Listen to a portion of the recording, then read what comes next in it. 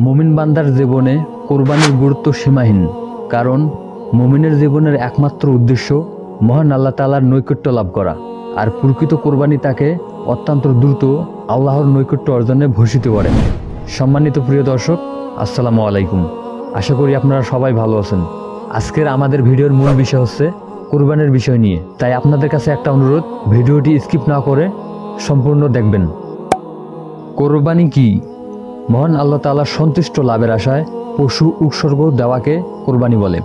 কোরবানি ইসলামের অতি গুরুত্বপূর্ণ ও তাৎপর্যপূর্ণ ইবাদত। যারা সামর্থ্যবান তাদের জন্য কোরবানি ওয়াজিব। আল্লাহ রাসূল সাল্লাল্লাহু আলাইহি সাল্লাম প্রত্যেক সামর্থ্যবান মুসলমানকে কোরবানি করতে উৎসাহ দিয়েছেন। মুসলিম উম্মার সর্বজনীন দুটি উৎসবের মধ্যে অন্যতম হল ঈদুল আজহা বা কোরবানির ঈদ। ঈদুল আজহা মূলত নিজেকে আল্লাহর কাছে সমর্পণের শিক্ষা দেয়।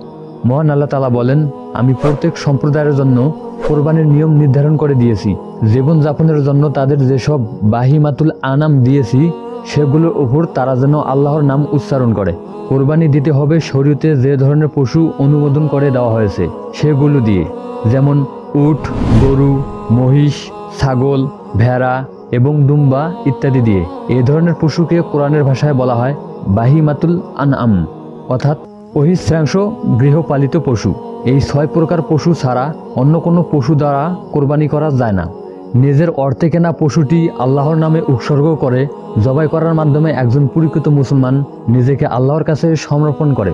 মহান আল্লাহ তাআলা মানুষের অন্তর দেখেন, কে কোন উদ্দেশ্যে কোরবানি করছে তা তিনি ভালো করেই জানেন। মূলত মানুষের মধ্যে সকল লোভ লালসা দূর করে সৃষ্টির সেরা জীব হিসেবে সকল পশুত্বকে বিসর্জনের শিক্ষাই হলো কোরবানির শিক্ষা। রাসূল সাল্লাল্লাহু আলাইহি সাল্লাম ইরশাদ করেন, মহান আল্লাহ তাআলার নিকট কোরবানির দিন মানবজাতির কোরবানির অপেক্ষা অধিকতর পছন্দনীয় কোনো আর আমল নেই। কিয়ামতের দিনে বা বিচার দিনে কোরবানির পশুকে তার শিং, পশম ও খুর সহ উপস্থিত করা হবে। পশুর রক্ত জমনে পড়ার পূর্বেই মহান আল্লাহ তাআলার কাছে তা বিশেষ মর্যাদা পৌঁছে যায়। সুতরাং তোমরা আনন্দের চিত্তে কোরবানি করো। তিরমিজি হাদিস 1391। আল্লাহর রাস্তায় গবাদি পশু কোরবানি করা, এটি কোরবানি প্রদানকারী ব্যক্তিকে আল্লাহর কাছে নিয়ে আসে। আবু হুরায়রা রাদিয়াল্লাহু তাআলা আনহু বর্ণনা করেন, রাসূল সাল্লাল্লাহু আলাইহি সাল্লাম বলেছেন, যে ব্যক্তি এটি কোরবানি করার সামর্থ্য রাখে কিন্তু কোরবানি দেয় না, সে যেন আমাদের প্রার্থনা স্থলে কাছেও না আসে। ইবনে মাজাহ হাদিস নম্বর 3123। সুতরাং প্রিয় দর্শক, আমরা দেখতেই পেলাম হাদিসে স্পষ্টভাবে আল্লাহর পথে কোরবানি করার গুরুত্ব উল্লেখ করা হয়েছে। এতে সেই সব সামর্থ্যবান মুসলমানদেরকেও কোরবানি দেওয়া ওয়াজিব। এখন আমরা আসি কোরবানি দেওয়ার জন্য পশু নির্বাচন কিভাবে করব। পশু নির্বাচন ইসলামী শরীয়তে কোরবানির পশু যে শ্রেণী বা বয়স নির্ধারণ করে, পশু সেই শ্রেণী বা সেই বয়সেরই হতে হবে। ইসলামী বিধানের মতে মোট 6 ধরনের পশু দিয়ে কোরবানি করা যায়। তা হলো উট, গরু, মহিষ, ছাগল, ভেড়া ও দুম্বা দিয়ে। এই পশুগুলোকে সুনির্দিষ্ট কিছু দোষ বা খুঁত থেকে মুক্ত থাকতে হবে। কোরবানির জন্য পশুগুলো অবশ্যই সুস্থ, সবল ও হৃষ্টপুষ্ট হতে চাই। কোরবানির পশুর বয়সের দিকেও বিশেষ খেয়াল রাখা জরুরি। যে 6 ধরনের পশু দ্বারা কোরবানি করা যায় সেগুলোর যথাযথ বয়স হতে হবে। উট কোরবানির সময় উটের বয়স কমপক্ষে 5 বছর হতে হবে। সহজে উট বা উষ্ট্রি পাওয়া গেলে তা যেন 5 বছরের নিচে না হয়। গরু ও মহিষের ক্ষেত্রে কোরবানির সময় কমপক্ষে 2 বছর হতে হবে। ছাগল, ভেড়া কিংবা দুম্বার কোরবানির সময় অবশ্যই পূর্ণ 1 বছর বয়স হতে হবে। সম্মানিত প্রিয় দর্শক, এখন ব্যতিক্রম দিকটি হলো, যদি কোনো কোরবানির পশুর বয়স 5 বছর, 2 বছর অথবা 1 বছর না হয়, কিন্তু দেখতে 5 বছর, 2 বছর কিংবা 1 বছর তার চেয়েও বেশি বলে মনে হয়, অর্থাৎ দেখতে নাদুস নুদুস, সুস্থ সবল এইরকম দেখতে মনে হয়, তবে ওই পশু দিয়ে কোরবানি করা যাবে। আশা করি বুঝতে পেরেছেন। এখন প্রশ্ন হলো, কোরবানির পশু কিভাবে নির্বাচন করব। কোরবানির পশু নির্বাচনের ক্ষেত্রে প্রথমে দেখতে হবে পশুটি প্রাপ্তবয়স্ক কিনা। সাধারণত গবাদি পশুর দাঁত দেখে বয়স নির্ধারণ করা হয়। এছাড়াও খামারিদের কাছে যদি গবাদি পশুর জন্ম তারিখ ও সালের ডাটা থাকে তবে সহজেই পশুর বয়স নির্ধারণ করা যায়। বাজারে সুস্থ গরু চেনার উপায়। নাম্বার 1, গরু খুব চঞ্চল হবে, কানগুলো খাড়া থাকবে, চোখ উজ্জ্বল হবে এবং লেজ নাড়াচড়া করবে। নাম্বার 2, গরুকে ধরতে গেলে নড়াচড়া করবে, ধরতে দেবে না, সবসময় জাবর কাটবে এবং স্বাভাবিক ইউরিনেশন হবে। নাম্বার 3, খরা রোগ আছে কি না তা দেখতে হবে। তাপমাত্রা সুস্থ, পশুর শ্বাস প্রশ্বাস স্বাভাবিক হবে এবং মুখ হালকা আর্দ্র থাকবে।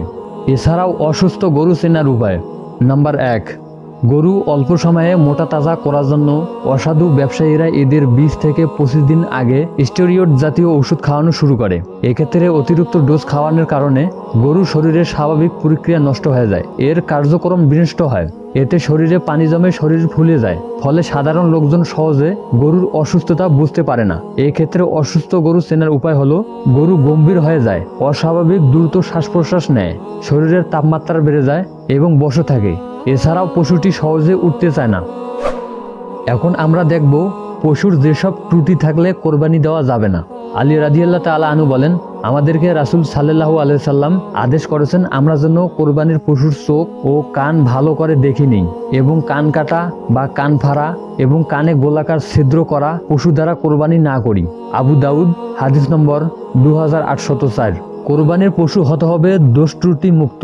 পশুর মধ্যে যেসব ত্রুটি থাকলে কোরবানি দেওয়া যাবে না তাদের মধ্যে 1 নম্বরটি হলো ওই পশুটির দৃষ্টিশক্তি না থাকা, 2 নম্বর শ্রবণ শক্তি না থাকা, 3 নম্বর অত্যন্ত দুর্বল ও জীর্ণশীর্ণ না হওয়া, 4 নম্বর ওই পশুটি এই পরিমাণ ল্যাংড়া যে জবাই করার স্থান পর্যন্ত হেঁটে যেতে অক্ষম, 5 নম্বর লেজের বেশিরভাগ অংশ কাটা, 6 নম্বর জন্মগতভাবে কান না থাকা, 7 নম্বর কানের বেশিরভাগ অংশই কাটা, 8 নম্বর গোড়া সহ শিং উপড়ে যাওয়া, 9 নম্বর পাগল হওয়ার কারণে ঘাস পানি ঠিকমতো না খাওয়া, 10 নম্বর বেশিরভাগ দাঁত না থাকা, 11 নম্বর রোগের কারণে স্তনের দুধ শুকিয়ে যাওয়া, 12 নম্বর ছাগলের দুটি দুধের ক্ষেত্রে যে কোনো একটি কাটা, 13 নম্বর গরু বা মহিষের 4টি দুধের মধ্যে যে কোনো দুটি কাটা।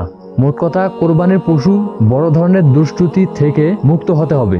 সুতরাং প্রিয় দর্শক, উপরোক্ত আলোচনা থেকে আমরা বুঝতে পারি যে আপনাকে অবশ্যই কোরবানি পশু কেনার আগে পশুর কোনো সমস্যা আছে কিনা সেদিকে লক্ষ্য রাখতে হবে।